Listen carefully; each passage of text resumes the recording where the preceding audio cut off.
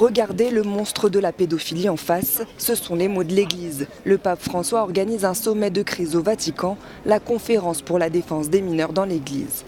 Un nom édulcoré pour un pansement à la plaie des abus sexuels commis par des prêtres pédophiles. Pour son ancien porte-parole, l'Église joue sa crédibilité. Des associations de victimes ont pu rencontrer les organisateurs.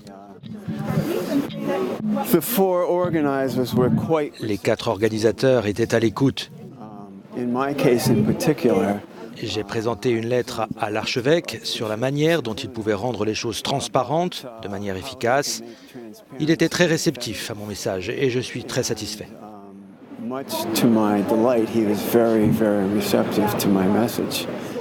Les victimes présentes ne sont pas invitées à prendre publiquement la parole.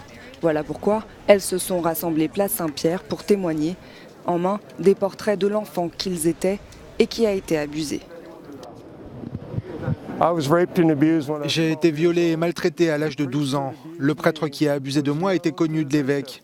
Il avait déjà été surpris en train de maltraiter d'autres enfants dans 3 autres paroisses avant d'être transféré dans la mienne. Mes supplices auraient pu être évités si l'évêque avait fait son travail. Marie, elle aussi, a fait le déplacement depuis Seattle. J'aimais l'église quand j'étais petite et j'ai été violée à l'âge de 7 ans par le prêtre de la paroisse. Et à ce moment-là, je me suis brisée en 2 et j'ai laissé l'enfant que j'étais par terre dans la salle de bain. J'ai été sa première victime connue en 1947. Ensuite, il a continué à violer d'autres enfants pendant au moins 4 décennies. C'est de la folie et nous voulons que ça s'arrête. Le synode se tient pendant 4 jours. À l'issue de la conférence épiscopale, le pape célébrera une liturgie de pénitence et tiendra un discours de clôture après la messe dominicale.